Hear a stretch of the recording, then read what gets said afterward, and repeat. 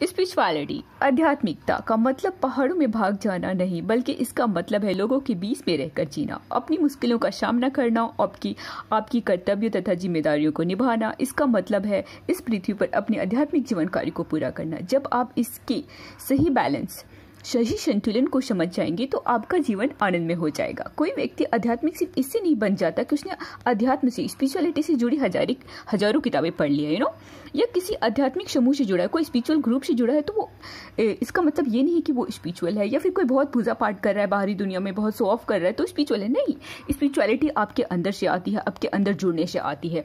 तभी आपको अपने बारे में और आगे आपको समझ आती है लाइफ के बारे में। जब तक आप अपनी सोल से कनेक्टेड नहीं है, अपने अवचेतन मन से कनेक्टेड नहीं है, सबकॉन्शियस से कनेक्टेड नहीं है, तब तक आपके अंदर वो ज्ञान नहीं मिल सकता। बाहरी दुनिया से आप चाहे कितने भी जुड़ जाएं।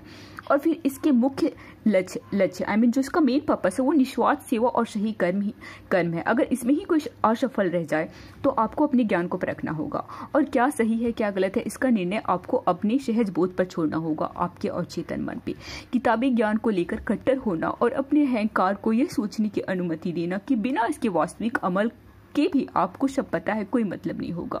इस छलावे में कई लोग फंसते हैं और अपने प्रवचनों को व्यवहार में उतारे बिना अपने उनकी रियल लाइफ में ही स्पिरिचुअलिटी नहीं है और खुद को गुरु कह बैठते हैं। अहंकार में अंधी होने के कारण सालों साल तक आध्यात्मिक ज्ञान प्राप्त करने का कोई अर्थ नहीं होता, क्योंकि आप इसका वास्तव में उपयोग नहीं करते। और इस आध्यात्मिक ज्ञान के अहंकार के कारण कोई आध्यात्मिक उन्नति नहीं हो पाती, कोई स्पिरिचुअल ग्रोथ नहीं हो पाती। यह आध्यात्मिक अहंकार के कारण होता है, स्पिरिचुअल ईगो के कारण होता है, जो कि मनुष्य के पतन का सबसे बड़ा कारण है।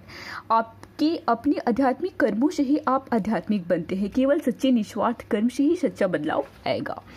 आप अपने और दूसरों को क्षमा करने आपको आनी चाहिए स्पिरिचुअलिटी में। जब अब तक आप क्षमा करना नहीं सीखते, तब तक आप इस जर्नी में आगे नहीं बढ़ पाते, उसी जगह स्टक होते हैं।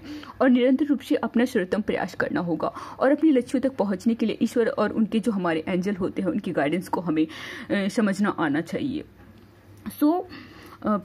आप चाहे उसी प्रकार, चाहे आप माने या ना माने, आपकी आत्मा भी शारीरिक सीमाओं से मुक्त होकर विकास के उच्च लोकों में जाती रहेगी, जब तक कि आप अपने सृजनकर्ता, जब तक कि आप अपने क्रिएटर तक नहीं पहुंच जाते। ये जर्नी आपकी चलती जाती है। ईश्वर आपका